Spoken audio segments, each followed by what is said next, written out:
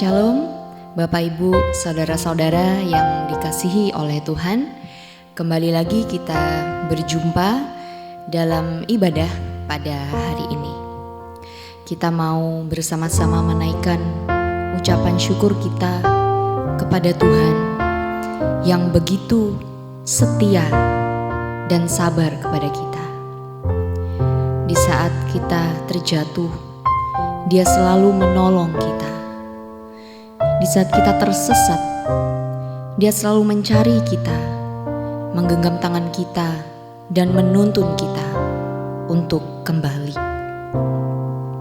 Berlaksa kali, bahkan lebih, Dia mengampuni dosa-dosa kita.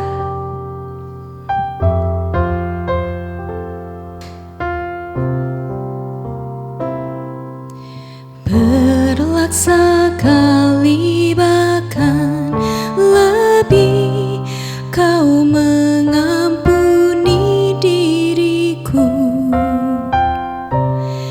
Pergi mencari satu yang hilang, di situ Kau temukanku.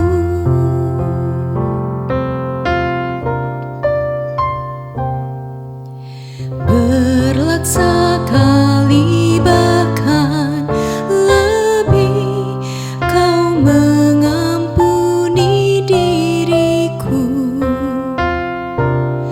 Pergi mencari satu yang hilang, di situ Kau temukanku. Syahdunya lagumu, lembutnya tutur katamu, membawa pesona surgawi, menyapa setiap pagi. Ku rasakan cinta yang tak bisa ku pahami dengan akal, tanpa syarat, tanpa waktu jeda, Kau mengasihi diriku.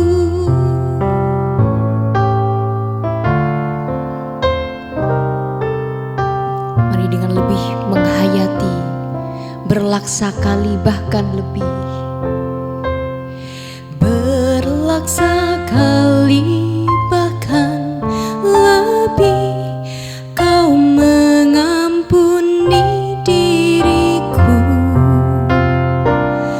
Pergi mencari satu yang hilang, di situ Kau temukanku.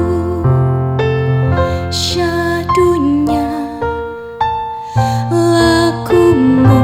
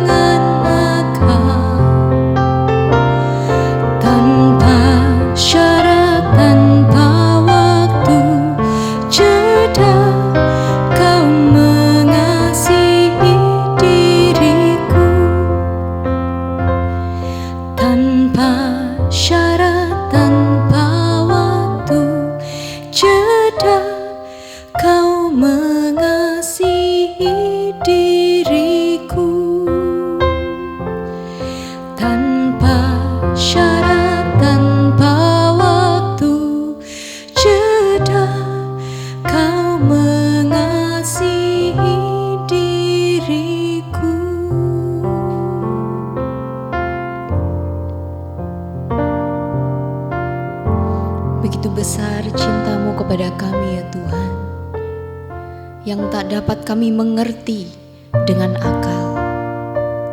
Oleh sebab itu berikanlah kami hikmat-Mu untuk kami dapat mengerti apa yang menjadi kehendak-Mu untuk dapat kami lakukan sebagai bentuk rasa cinta kami kepadamu. Mari jemaat Tuhan, dengan lembut kita nyanyikan, beriku mengerti kehendak-Mu Bapa. Beriku mengerti kehendak-Mu Bapa, ku lakukan segenap jiwa. Temukan tempatku dalam pekerjaan-Mu, selesaikan sampai akhirnya.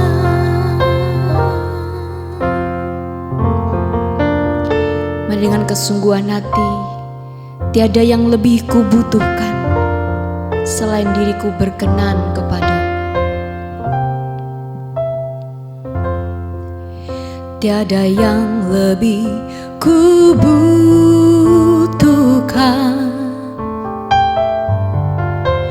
tiada yang lebih kurindukan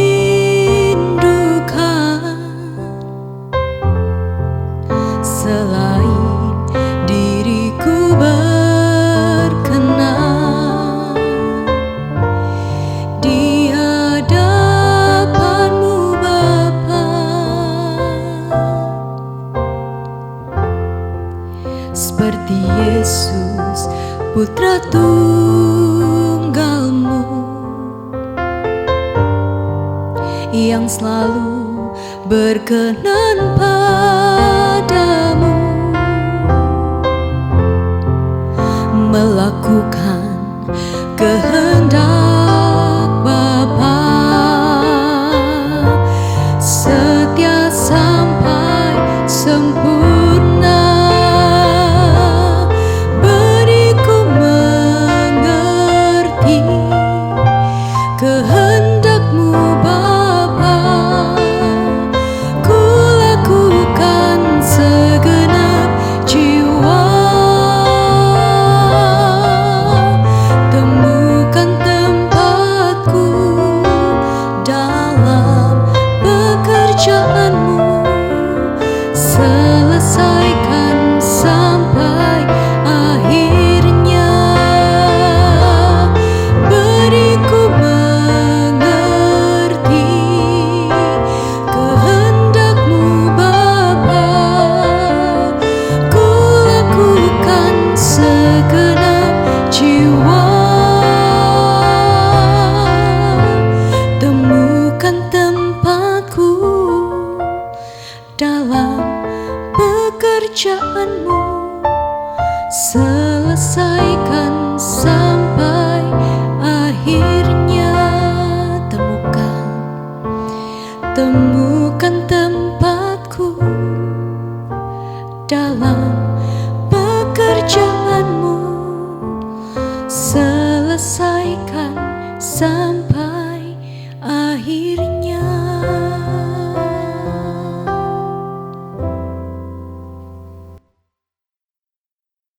Shalom Bapak Ibu Saudara, jumpa lagi dalam ibadah tengah minggu kita pada hari ini. Sebelum kita merenungkan firman Tuhan, mari kita berdoa terlebih dahulu. Bapa di surga, biarlah sore hari ini firman-Mu boleh menyapa setiap kami.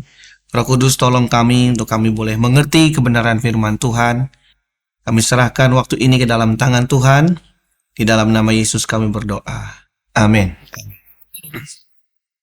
Firman Tuhan hari ini saya beri judul Sikap Hati Menyambut Yesus. Dan saya mengambil satu cerita di dalam Alkitab yang tidak asing berkaitan dengan Natal, yaitu peristiwa di mana orang Majus datang menghampiri Yesus.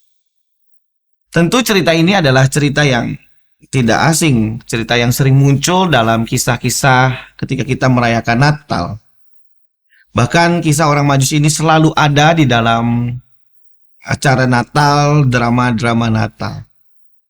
Hari ini saya ingin mengajak Bapak Ibu Saudara untuk sama-sama melihat kembali cerita ini dari sudut pandang bagaimana tokoh-tokoh yang berperan di dalam cerita itu. Kalau Bapak Ibu Saudara kita perhatikan di dalam cerita orang Majus itu, maka ada 3 tokoh yang tampak muncul dalam cerita ini, di mana masing-masing tokoh memberikan sebuah gambaran tentang sikap hati mereka dalam menyambut kelahiran Kristus, menyambut Yesus Kristus. Mari kita perhatikan ketiga tokoh ini. Yang pertama, Matius pasal yang kedua, ayat yang pertama sampai ayat yang ketiga. Sesudah Yesus dilahirkan di Betlehem di tanah Yehuda pada zaman Raja Herodes, datanglah orang-orang Majus dari timur ke Yerusalem dan bertanya-tanya, di manakah dia, raja orang Yahudi yang baru dilahirkan itu. Kami telah melihat bintangnya di timur dan kami datang untuk menyembah dia.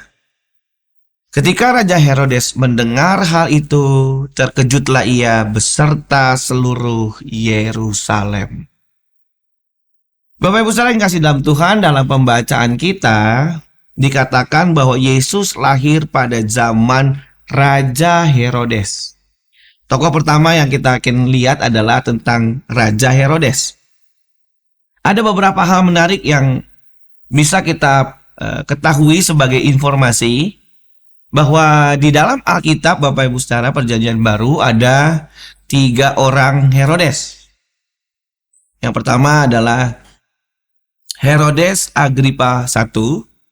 Ini yang membunuh Rasul Yakobus, ya Bapak Ibu Saudara bisa baca di Kisah Para Rasul.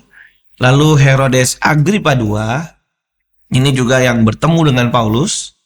Dan yang ada di dalam Matius 2 pembacaan kita, yaitu Herodes Agung, Bapak Ibu Saudara. Di dalam ayat yang ketiga tadi dikatakan ketika Herodes mendengar berita itu, ayat 3 berkata, Herodes terkejut. Setelah mendengar pertanyaan dari para orang Majus, di manakah raja orang Yahudi yang baru dilahirkan itu, Herodes terkejut. Ada satu pertanyaan yang menarik, mengapa Herodes harus terkejut mendengar pertanyaan tadi? Kenapa dia kaget, Bapak Ibu Saudara? Untuk bisa menjawab hal itu, tentu kita perlu mengetahui dan mengenal dulu siapa Herodes Agung ini sebenarnya. Bapak Ibu Saudara, walaupun tidak ada penjelasan dalam Alkitab tentang hal ini, tetapi kita dapat dibantu dengan beberapa literatur yang menolong kita untuk melihat ke dalam dunia Perjanjian Baru, sehingga kita dapat mendekati Alkitab dengan hati-hati dan secara benar. Bapak Ibu Saudara, Herodes Agung ini adalah keturunan dari bangsa Edom. Bangsa Edom itu adalah keturunan dari Esau. Kalau kita baca di dalam Perjanjian Lama, Bapak Ibu Saudara akan menemukan bahwa Ishak mempunyai 2 anak, yaitu Esau dan Yakub. Nah, dari Yakub lahir keturunan 12 yang menjadi 12 suku Israel. Lalu Esau melahirkan keturunan yang menjadi bangsa Edom. Jadi Herodes adalah keturunan dari Esau, ya, keturunan bangsa Edom. Ibunya adalah seorang Arab dari Petra, Yordania. Artinya Herodes ini bukan orang Yahudi asli. Dia keturunan bangsa Edom, ibunya adalah orang Yordania. Jadi Herodes bukan orang Yahudi asli sekalipun ia beragama Yahudi. Status sosialnya ini kemudian yang membuat orang Yahudi itu tidak simpatik dengan Herodes. Jadi orang Yahudi nggak mau dipimpin sama orang yang bukan Yahudi. Nah, Herodes ini bukan orang Yahudi. Menyadari akan hal ini, maka Herodes dengan segala cara dia akan berusaha untuk memperkokoh bahkan mencari kekuatan untuk tetap dapat mempertahankan posisinya. Jadi, karena dia tidak disukai oleh orang Yahudi, salah satunya karena dia bukan bangsa Yahudi, Herodes berusaha untuk menarik simpati orang Yahudi, mengumpulkan kekuatan untuk mempertahankan jabatan dan posisinya. Ia menikahi seorang anak bangsawan Yahudi yang bernama Maryam, ya, dengan maksud mendapat simpati dari orang-orang Yahudi. Dengan menikah dengan orang Yahudi, ia bisa menjadi bagian dari bangsa Yahudi itu. Hal ini kemudian membuat Herodes mendapat pengakuan dari pemerintah Romawi sebagai raja orang Yahudi. Ia merenovasi bait Allah, dia mendekati pemuka-pemuka agama, ya, mencari simpati dari pemuka-pemuka agama Yahudi dengan merenovasi bait Allah. Ini adalah bait Allah termegah dalam sejarah Israel. Jadi Herodes benar-benar berusaha mencari simpati dengan memugar bait Allah, merenovasi bait Allah dengan begitu bagus, begitu indah.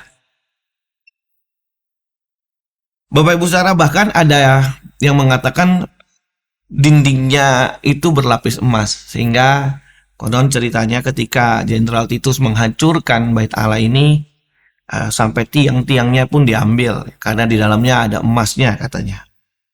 Ya, membuat bait Allah itu runtuh, Bapak Ibu. Herodes melakukan itu, merenovasi bait Allah. Tetapi hal-hal ini masih belum dapat menarik simpati besar dari orang-orang Yahudi. Herodes masih saja tidak dicurigai, maksudnya Herodes dicurigai, Bapak Ibu Saudara. Masih belum mendapat simpati kuat dari orang Yahudi, walaupun dia sudah melakukan hal-hal yang besar tadi. Salah satunya adalah karena Herodes dianggap menjadi kaki tangan penjajah, yaitu orang Roma. Dan orang Yahudi sangat tidak suka dengan orang Roma pada saat itu, karena merasa dijajah oleh Roma. Hal-hal itu membuat Herodes selalu merasa tidak aman, Bapak Ibu. Dia selalu merasa tidak aman, takut posisinya diambil, takut jabatannya diambil, takut dilengserkan, takut dikudeta, dan lain sebagainya. Apalagi sebenarnya dia mendengar desas-desus dia di antara orang Yahudi yang punya kepercayaan, pengharapan mesianik, percaya bahwa satu saat akan datang Mesias, raja yang akan membebaskan mereka dari penjajahan orang Roma. Ketakutan itu membuat Herodes membangun istana dengan benteng-benteng yang kuat dan senjata-senjata yang lengkap, bahkan menaruh tentara-tentara di hampir setiap sudut istananya untuk mengamankan kalau nanti kalau ada pemberontakan dan lain sebagainya, dia bisa mengalahkan musuh-musuhnya. Ketakutan Herodes inilah yang membuat dia selalu curiga dengan orang lain, curiga dengan segala sesuatu, apalagi ketika mengancam posisinya, mengancam kedudukannya. Bahkan ya, dia tidak ragu-ragu untuk membunuh siapa saja yang mengancam kedudukannya itu. Bahkan termasuk istri, mertua, dan anak-anaknya. Dan hidup Herodes ini sangat tragis. Tragis, Bapak Ibu Saudara. Herodes ini menggambarkan orang-orang yang melakukan segala cara demi meraih kekuasaan. Segala cara untuk mempertahankan jabatan dan posisinya. Dia adalah gambaran dari orang-orang yang selalu hidup dalam ketakutan. Tidak mau disaingi, lebih tepatnya. Tidak mau disaingi, tidak mau melihat ada orang lain yang lebih dari dia. Dia haus kekuasaan. Jadi kita bisa tahu kenapa Herodes begitu terkejut tadi mendengar apa yang disampaikan oleh orang Majus. Di manakah raja orang Yahudi yang baru dilahirkan? Wah, dia begitu kaget, Bapak Ibu Saudara. Selama ini Dia berusaha menjaga posisinya, tapi kali ini dia kedatangan tamu yang bertanya bahwa ada raja orang Yahudi selain Herodes. Di dalam teks Yunani yang dipakai tadi, untuk kata terkejut itu dari kata taraso, yang kalau dalam penerjemahannya bisa diartikan sebagai sesuatu yang mengganggu batinnya. Sangat jelas Bapak Ibu Saudara, orang seperti Herodes ini pasti langsung terganggu jiwanya. Karena dia begitu mempertahankan posisinya ini, sehingga dia waktu mendengar kabar bahwa ada raja lain selain dia, dia begitu terkejut Bapak Ibu Saudara. Kehadiran Yesus itu mengganggu jiwa Herodes. Dia ketakutan. Bapak Ibu Saudara yang kasih dalam Tuhan, coba kita renungkan sejenak. Dan coba kita bertanya, apakah kedatangan Kristus atau kehadiran Kristus dalam diri kita, hadirnya Kristus dalam diri Bapak Ibu Saudara dan saya, apakah juga menjadi pengganggu? Saya yakin Bapak Ibu Saudara kita menjawab, oh tidak, pasti tidak. Masa Yesus datang dalam hidup kita mengganggu jiwa kita? Tentu kita pasti menolak dan berkata tidak. Tapi coba kita renungkan lagi Bapak Ibu Saudara. Benarkah?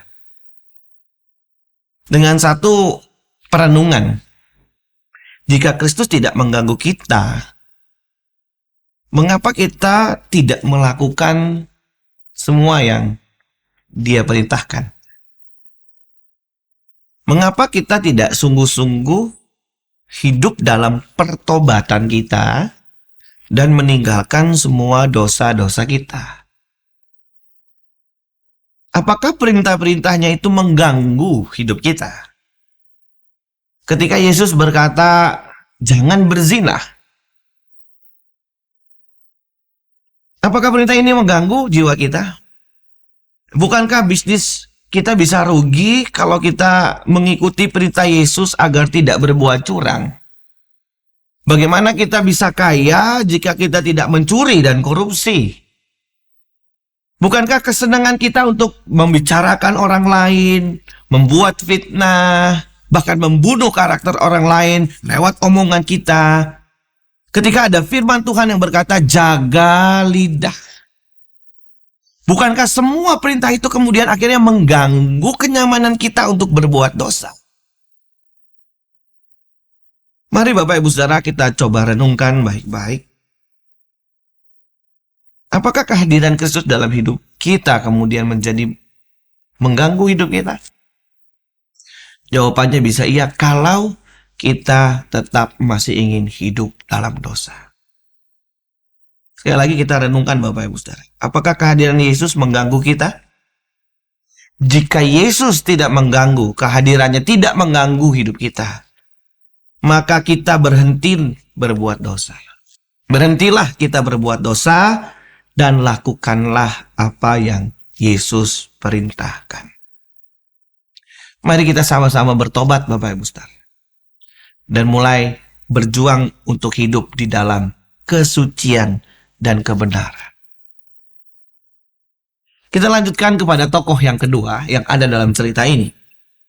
Matius pasal yang kedua, ayat yang keempat sampai ayat yang keenam. Maka dikumpulkannya semua imam kepala dan ahli Taurat bangsa Yahudi. Lalu dimintanya keterangan dari mereka di mana Mesias akan dilahirkan. Ayat yang kelima, mereka berkata kepadanya, di Bethlehem, di tanah Yudea. Karena demikianlah ada tertulis dalam kitab Nabi. Dan engkau Bethlehem, tanah Yehuda, engkau sekali-kali bukanlah yang kecil di antara mereka yang memerintah Yehuda. Karena daripadamu akan bangkit seorang pemimpin yang akan mengembalakan umatku Israel. Selanjutnya dikatakan bahwa Herodes memanggil ahli Taurat dan bertanya kepada mereka. Tokoh yang kedua adalah ahli-ahli Taurat, Bapak Ibu Saudara. Karena setelah mendengar peristiwa itu, Herodes memanggil ahli Taurat dan para imam. Herodes bertanya kepada mereka, Di mana? Apakah ada?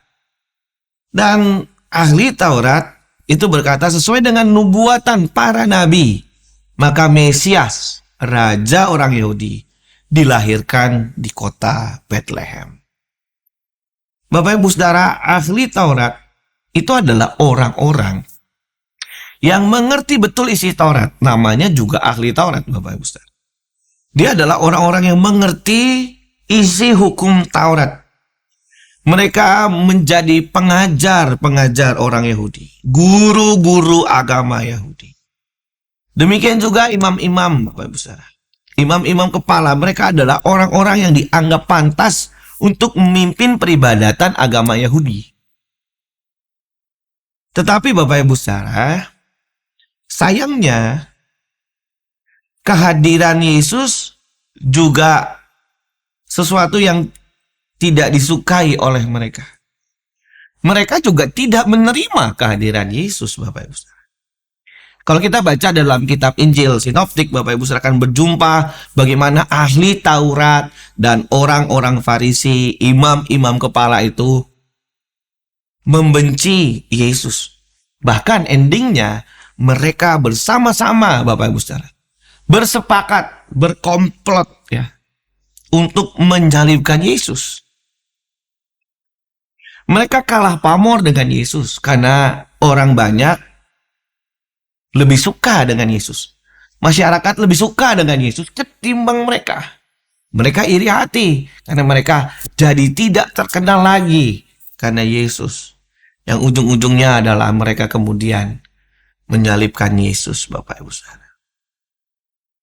Cerita tentang orang Farisi, ahli-ahli Taurat, memberikan satu pelajaran rohani dalam hidup kita, Bapak Ibu Saudara. Mereka orang yang mengerti kebenaran, mengerti apa yang tertulis dalam kitab-kitab Taurat, tapi sayangnya mereka tidak melakukannya.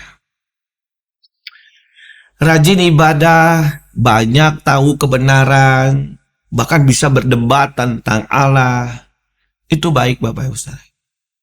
Tetapi masalahnya bukan sampai di situ.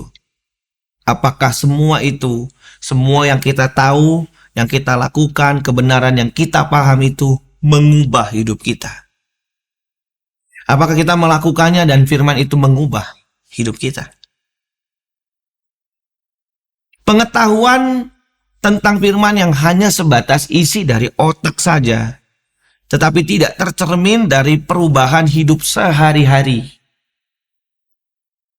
Bapak Ibu Saudara yang kasih dalam Tuhan, firman yang kita dengar, kebenaran yang kita dengar, kita ketahui, kita mengerti, tidak boleh hanya sampai kepada pengetahuan nalar tok. Harus sampai kepada perubahan hidup, pembaharuan hidup, hidup yang diubahkan.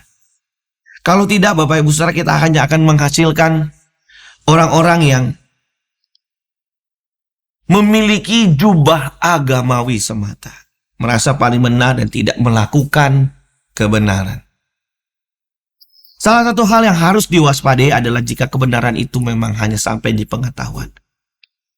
Bapak Ibu Saudara yang kasih dalam Tuhan, yang lebih parah adalah yang sudah diajar saja tidak berubah, apalagi yang nggak pernah belajar. Bapak Ibu Saudara, itu sebabnya kalau kita tidak berani melangkah untuk serius dengan Tuhan, dan kita tidak mau berubah, kita sama dengan ahli Taurat dan orang Farisi. Kita terlalu agamawi, Bapak Ibu Saudara. Kita tidak akan pernah berubah, apalagi berbuah, kalau Bapak Ibu Saudara dan saya, kita tidak pernah menjadi pelaku firman.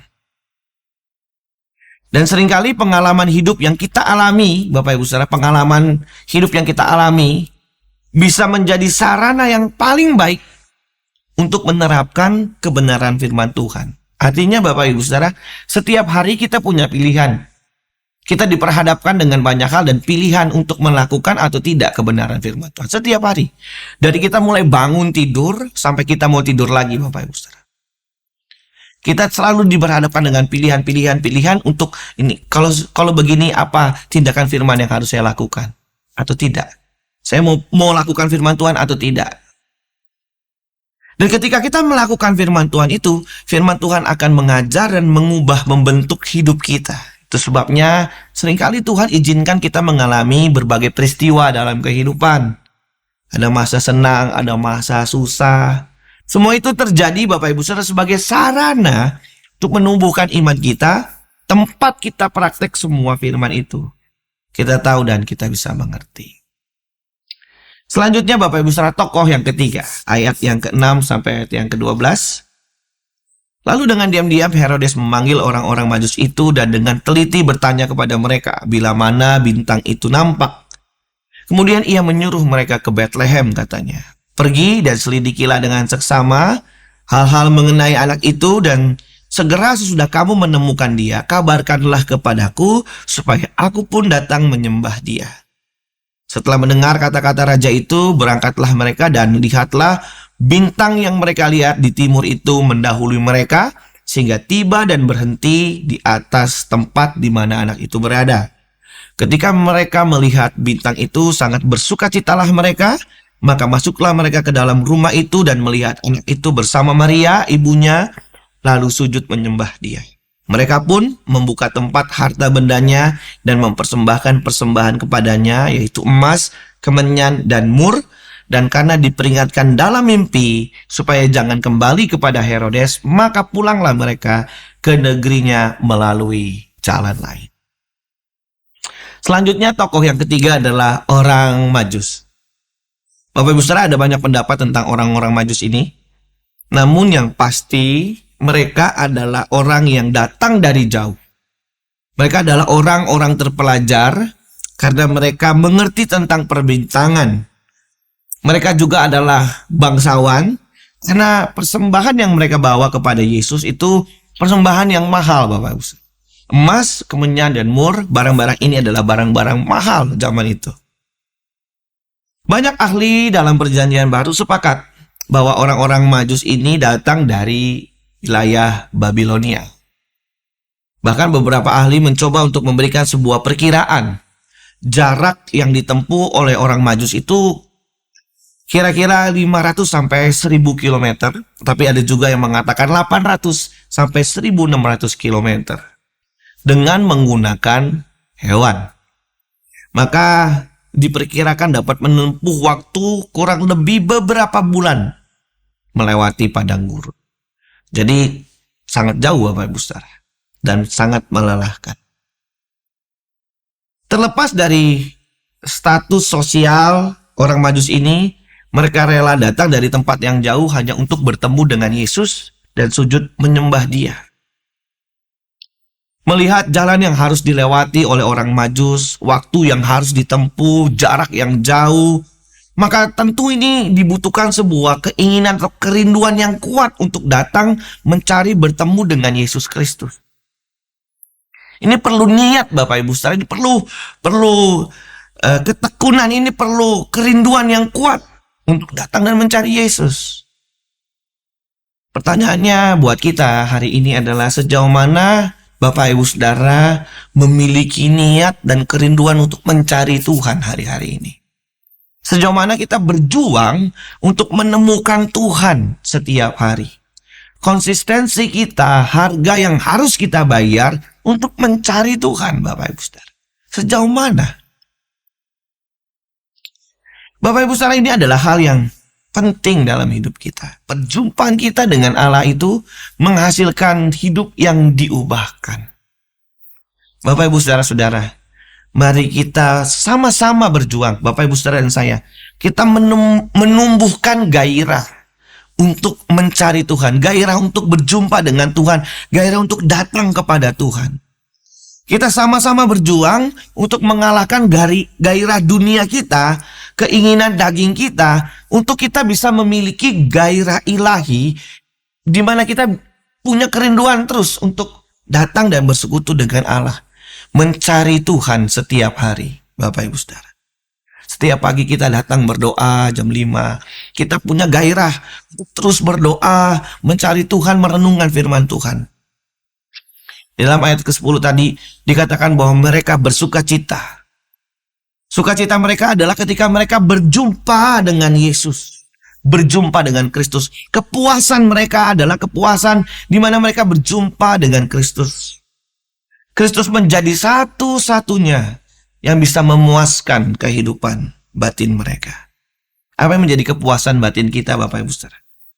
Harusnya kepuasan batin kita bukan terletak pada hal-hal yang sifatnya materi, tetapi kepada Kristus pribadi, Kristus itu sendiri.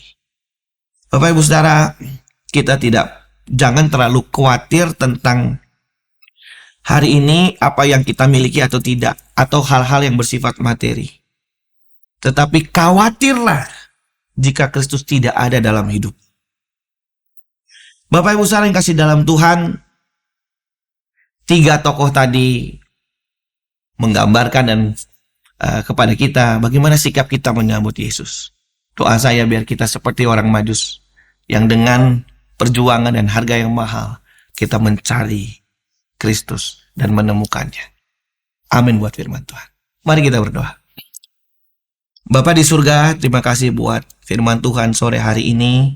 Biarlah terus Tuhan kerinduan untuk mencari Tuhan, mencari Engkau dan menemukan Engkau. Tuhan berikan pada kami. Roh Kudus tolong setiap kami, untuk kami senantiasa mau membayar setiap harga dalam mencari Engkau dan menemukan Engkau. Karena Engkau satu-satunya gairah hidup kami. Sekali lagi Roh Kudus tolong setiap kami, mampukan kami menjadi para pelaku kebenaran. Terima kasih Bapa, ini doa kami. Dalam nama Yesus kami berdoa. Amin.